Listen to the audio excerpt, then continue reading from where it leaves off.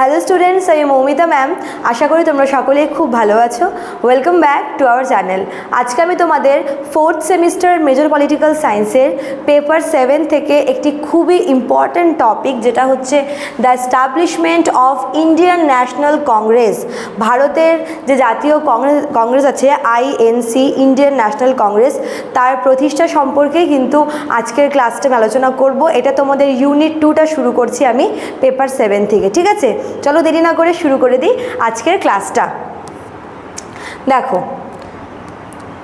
ভারতীয় জাতীয় কংগ্রেসের প্রতিষ্ঠা যেটা হচ্ছে 1885-এ হয়েছিল, 1885 সালে। ঠিক আছে, তো এর পেছনে কিছু লক্ষ্য এবং উদ্দেশ্য ছিল, যেটা তোমাদের সিলেবাসে রয়েছে, অবজেক্টিভস বলে যেটাকে। ঠিক আছে, জাতীয় কংগ্রেস প্রতিষ্ঠার পেছনে থাকা লক্ষ্য এবং উদ্দেশ্যগুলো কি কি, সেটাই কিন্তু আজকের ক্লাসে আমরা জানবো।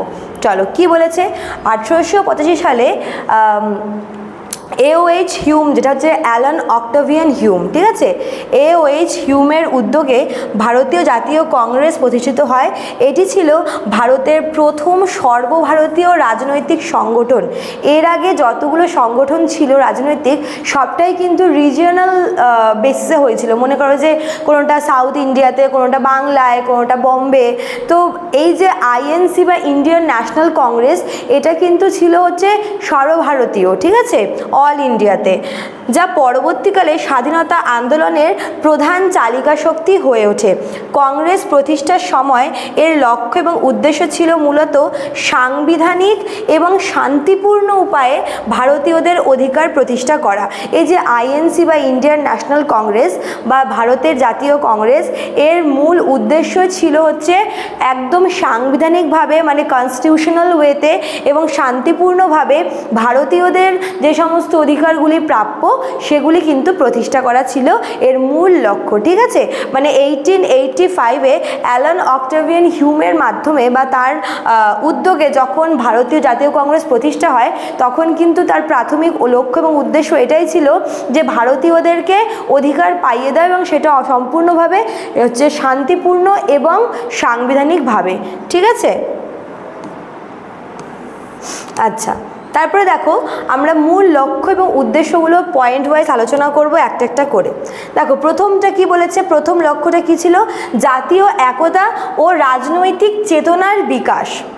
কংগ্রেসের অন্যতম প্রধান উদ্দেশ্য ছিল ভারতীয়দের মধ্যে রাজনৈতিক চেতনার বিকাশ ঘটানো। এর আগে প্রত্যেকটা যে সমস্ত বিদ্রোহগুলো হয়েছিল, প্রত্যেকটা সব কিছুই কিন্তু ছিল ভারতীয়দের মধ্যে হচ্ছে জাতীয়তাবাদী মনোভাব গড়ে তোলার জন্য ছিল। কিন্তু এই যে আইএনসি, এটার মানে প্রাথমিক যেটা উদ্দেশ্য ছিল কি, ভারতীয়দের মধ্যে যে রাজনৈতিক চেতনা, সেটার কিন্তু বিকাশ ঘটানো। ঠিক আছে, তৎকালীন সময়ে ভারত বিভক্ত ছিল বিভিন্ন ভাষা, বিভিন্ন ধর্ম এবং অঞ্চল ভিত্তিক পরিচয়। কংগ্রেস একটি সর্বভারতীয় মঞ্চ হিসেবে কাজ করে জাতীয়তাবাদী চেতনার গড়ে তোলার চেষ্টা করেছিল। দেখো, ভারতবর্ষ কিন্তু বিভিন্ন ভাষাভাষীর মানুষের দেশ, বিভিন্ন ধর্মের, বিভিন্ন শ্রেণীর, বিভিন্ন ভাষার, বিভিন্ন অঞ্চল ভিত্তিকভাবে কিন্তু ভারত বিভক্ত। ভাষার ভিত্তিতে, ধর্মের ভিত্তিতে, অঞ্চলের ভিত্তিতে কিন্তু ভারতবর্ষ বিভক্ত ছিল। এবং কংগ্রেস চেয়েছিল কি, ভারতবাসীদের মধ্যে এই যে ভাষার বিভক্তিটা বা ধর্মের বিভক্তি, এই সমস্ত কিছুকে দূরে সরিয়ে রেখে ভারতীয়দেরকে একত্রিত করা এবং প্রত্যেকের মনে জাতীয়তাবাদী মনোভাব এবং রাজনৈতিক মনোভাবটা গড়ে তোলা। ঠিক আছে, যেহেতু এটা একটা ইউনিট হিসেবে কাজ করছিল, জাতীয় কংগ্রেস সর্বভারতীয় সংগঠন হিসেবে কাজ করেছিল, যেখানে মানে ভারতের সব শ্রেণীর, সব জাতির, সব ধর্মের, সব ভাষা এবং সব এলাকার মানুষদের কথা কিন্তু ভাবা হয়েছিল। ঠিক আছে, আচ্ছা, তারপর দেখো নেক্সট 2 নম্বর পয়েন্ট কি বলেছে, ব্রিটিশ সরকারের সাথে সংলাপ এবং প্রশাসনিক সংস্কার দাবি। প্রাথমিক পর্যায়ে কংগ্রেস সরাসরি স্বাধীনতার দাবি কিন্তু করেননি, বরং ব্রিটিশ সরকারের সাথে আলোচনা করে ভারতীয়দের স্বার্থ রক্ষার পক্ষে কাজ করত। মানে যখন জাতীয় কংগ্রেস প্রতিষ্ঠিত হয়, সেই সময় কিন্তু তাদের প্রাথমিক লক্ষ্য স্বাধীনতা অর্জন করা ছিল না। ঠিক আছে, বরং তারা চেয়েছিল কি, যাতে ব্রিটিশদের সাথে আলাপ আলোচনার মাধ্যমে ভারতীয়দের জন্য কিছু অধিকার পাইয়ে দেওয়া, যাতে করে ভারতীয়দের স্বার্থ রক্ষিত হয়। প্রশাসনিক সংস্কার, ভারতীয়দের জন্য সরকারি চাকরির সুযোগ বৃদ্ধি এবং ব্রিটিশদের দ্বারা পরিচালিত শাসন ব্যবস্থায় ভারতীয়দের প্রতিনিধিত্ব বাড়ানোর দাবি কংগ্রেস বারবার তুলেছে। মানে প্রাথমিক পর্যায়ে কিন্তু কংগ্রেসের মূল ইন্টেনশন ভারতবর্ষের স্বাধীনতা ছিল না, তারা চেয়েছিল যে ব্রিটিশরা থাকুক এবং তাদের সাথে আলাপ আলোচনার মাধ্যমে বা আলাপ আলোচনা করে যাতে ভারতীয়দের কিছু অধিকার পাইয়ে দেওয়া যায়। যেরকম সেই সময় সরকারি চাকুরিতে কিন্তু ভারতীয়দের সুযোগ ছিল না, তাই কংগ্রেস চেয়েছিল যাতে ব্রিটিশদের সাথে আলাপ আলোচনার মাধ্যমে ভারতের মানে সরকারি চাকুরিতে ভারতীয়দের সুযোগ বৃদ্ধি করানো যায়, বা এই যে ব্রিটিশরা যে প্রশাসনটাকে চালাচ্ছে তাতে যাতে ভারতীয়রা অংশগ্রহণ করতে পারে, ঠিক আছে, এই সমস্ত দাবি দাওয়াই কিন্তু ছিল। এতে করে কি ভারতীয়দের একটা সামগ্রিক উন্নয়ন দেখতে চেয়েছিল কংগ্রেস, যাতে ভারতীয়দের স্বার্থ রক্ষিত হয়, ঠিক আছে। এই যে প্রশাসনিক কাজে সাহায্য করা, তারপর হচ্ছে ভারতীয়দের সরকারি চাকরিতে সুযোগ বৃদ্ধি করা, এই সমস্ত ছিল কিন্তু জাতীয় কংগ্রেসের প্রাথমিক ডিমান্ড। আচ্ছা, তারপরে দেখো নেক্সট পয়েন্টটা কি বলেছে, 3 নাম্বার, ভারতীয়দের জন্য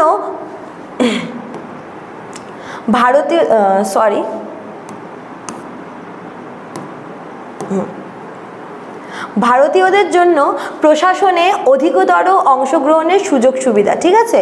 তৎকালীন ব্রিটিশ প্রশাসনে ভারতীয়দের ভূমিকা ছিল খুবই সীমিত।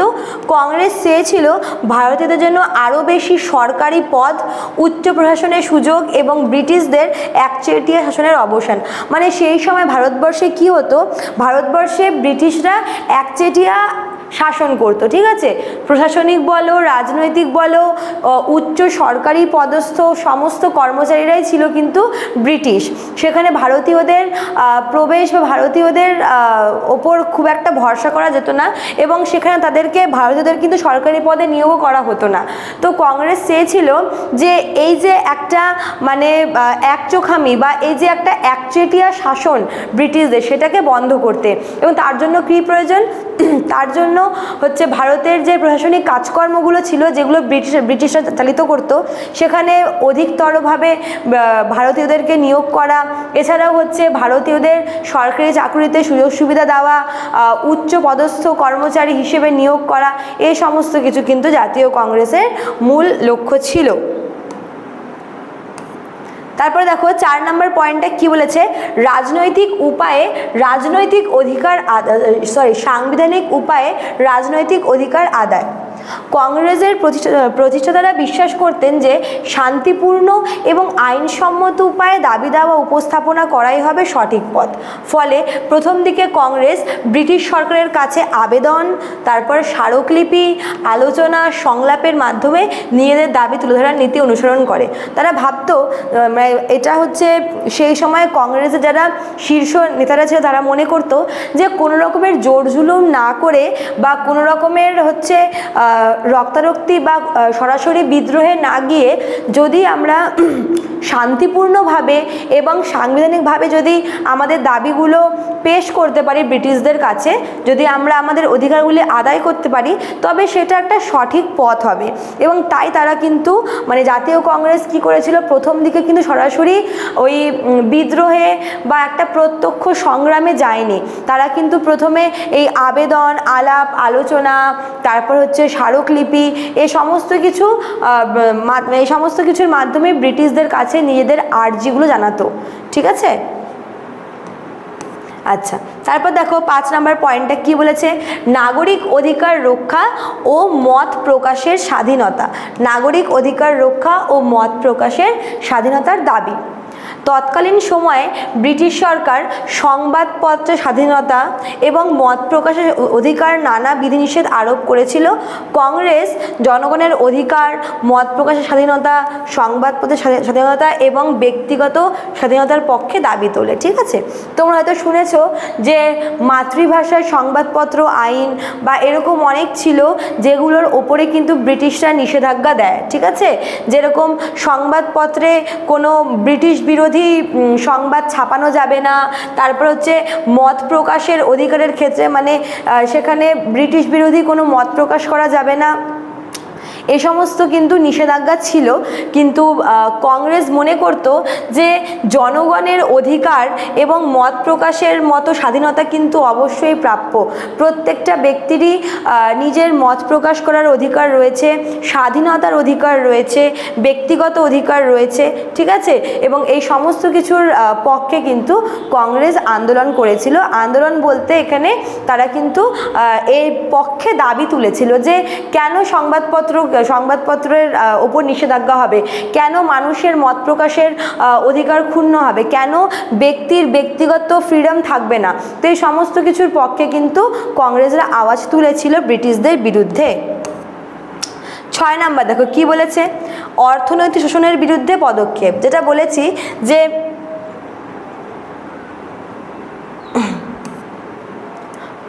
ব্রিটিশরা কিন্তু আমাদের ভারতবর্ষ থেকে অনেক কিছু শোষণ করেছে, অর্থনৈতিকভাবে কিন্তু অনেক রকমভাবে আমাদেরকে শোষণ করেছে, এবং তার বিরুদ্ধে মানে এই যে অর্থনৈতিক শোষণের বিরুদ্ধে কিন্তু জাতীয় কংগ্রেস আওয়াজ তুলেছিল, ঠিক আছে। ব্রিটিশ শাসনকালে ভারতে করের বোঝা বৃদ্ধি হয়, যেটা হচ্ছে কৃষকদের ওপরে কর বৃদ্ধি হয়েছিল, অতিরিক্ত কর, কৃষকদের দারিদ্র্য, শিল্প এবং বাণিজ্যের অবক্ষয়, এছাড়া বিদেশে সম্পদের প্রবাহ ছিল অন্যতম প্রধান সমস্যা। তোমরা দাদাভাই নওরোজির ড্রেন থিওরি পড়েছিলে, সেখানে হচ্ছে আমরা দেখেছি যে সম্পদের বহির্গমন কিভাবে হচ্ছিল ব্রিটিশদের দ্বারা। ব্রিটিশরা এদেশ থেকে সম্পদ প্রচুর পরিমাণে সম্পদ শোষণ করে তারা বিদেশে নিয়ে যাচ্ছিল। এছাড়াও হচ্ছে কি বিপুল পরিমাণে যে করের বোঝা বাড়ছিল, তারপরে হচ্ছে অনেক কৃষকরা জমিহীন হচ্ছিল, ঠিক আছে। ভারতীয় শিল্প ধ্বংসের মুখোমুখি চলে গেছিল, বাণিজ্যে ক্ষয়ক্ষতির মুখোমুখি হয়েছিল। তো এই সমস্ত কিছু কিন্তু সেই সময় একটা বড় একটা চরম সমস্যা হয়ে দাঁড়ায়। কংগ্রেস ভারতের অর্থনৈতিক স্বার্থ রক্ষার পক্ষে সরব হয়, বিশেষ করে ভূমি রাজস্ব হ্রাস, কৃষকদের ঋণ মুক্তি, দেশীয় শিল্পের বিকাশ এবং ব্রিটিশদের দ্বারা সম্পদ অপসারণের বিরুদ্ধেও কিন্তু আওয়াজ তোলে, ঠিক আছে। এই সমস্ত কিছু যখন অতিরিক্ত মাত্রায় হচ্ছিল, তখন কংগ্রেসের নেতারা মনে করে যে এবার ভারতের অর্থনৈতিক ব্যবস্থাকে রক্ষা করার জন্য আমাদের সরব হওয়াটা প্রয়োজন। তাই তারা এই যে ভূমি রাজস্ব ব্যবস্থায় ভূমি রাজস্বের হার, তারপর কৃষকদের ওপর যে অতিরিক্ত ঋণ হচ্ছিল সেই ঋণ থেকে কৃষকদের মুক্তি, দেশীয় শিল্পের কিভাবে বিকাশ হবে তার পক্ষে, এছাড়াও ব্রিটিশরা যে সম্পদ অপসারণ করছিল, তাদের দ্বারা যে সম্পদের অপসারণ হচ্ছিল, তার বিরুদ্ধে কিন্তু তারা হচ্ছে আওয়াজ তুলেছিল, ঠিক আছে। আচ্ছা, এবার একদম আমরা লাস্ট দেখব হচ্ছে উপসংহারটা, মানে এই যে লক্ষ্য এবং উদ্দেশ্যগুলো আমরা দেখলাম কংগ্রেসের প্রতিষ্ঠার, তার একটা হচ্ছে মানে সারাংশ আমরা এখানে দেখব। কি বলেছে, 1885 সালে কংগ্রেস প্রতিষ্ঠার মূল লক্ষ্য ছিল ভারতীয়দের মধ্যে রাজনৈতিক সচেতনতা বৃদ্ধি বা রাজনৈতিক মনোভাব বৃদ্ধি এবং ব্রিটিশ সরকারের নীতির বিরুদ্ধে শান্তিপূর্ণ এবং সাংবিধানিক উপায়ে প্রতিবাদ করা। যদিও প্রথম দিকে কংগ্রেসের কার্যক্রম ছিল সংযত এবং মধ্যপন্থী বা নরমপন্থী, কিন্তু পরবর্তীকালে কিন্তু সেটা স্বাধীনতা সংগ্রামের মূল সংগঠন হিসেবে আবির্ভূত হয়। মানে প্রথমে যেটা বললাম, প্রথমে হচ্ছে কংগ্রেস চেয়েছিল যে শান্তিপূর্ণভাবে এবং সাংবিধানিকভাবে সমস্ত কিছু আদায় করতে, সে অধিকার আদায় করতে, দাবিগুলো পেশ করতে, ঠিক আছে। তাই প্রথম দিকে কংগ্রেস খুব সংযতভাবে কাজ করছিল এবং তাদের মধ্যে মধ্যপন্থী ভাবটা ছিল, এবং পরবর্তীকালে আমরা দেখি যে তারা মানুষের মধ্যে, ভারতবাসীদের মধ্যে রাজনৈতিক মনোভাব বৃদ্ধি করার জন্যই কিন্তু মূল মানে প্রতিষ্ঠা করেছে জাতীয় কংগ্রেসটা, এবং পরবর্তীকালে সেই কংগ্রেস কিন্তু আস্তে আস্তে ভারতের স্বাধীনতা সংগ্রামের মূল সংগঠন হয়ে দাঁড়ায়, ঠিক আছে। তো এই ছিল তোমাদের আজকের ক্লাসটা। আমি আশা করব তোমাদের বুঝতে কোনো প্রবলেম হয়নি। এরপরের দিন আমরা জাতীয় কংগ্রেসের সাথে সম্পর্কিত আরও কিছু টপিক নিয়ে কিন্তু আলোচনা করব, যেগুলো তোমাদের সিলেবাসে দেওয়া আছে। ক্লাসটা শেষ করার আগে বলে রাখি, যারা আমাদের কাছে অনলাইনে পড়তে চাইছো তারা এখানে দেওয়া নাম্বার দুটোর মধ্যে কোনো একটা নাম্বারে আমাদের সঙ্গে যোগাযোগ করে নিতে পারো। এই দুটো নাম্বার হচ্ছে আমাদের সেন্টারের হেল্পলাইন নাম্বার। একটা হচ্ছে 6295916282, আর একটা হচ্ছে 7076398606, ঠিক আছে। চলো, আজকে দুটোকে থাকলো, দেখা হচ্ছে নেক্সট ক্লাসে। Thank you.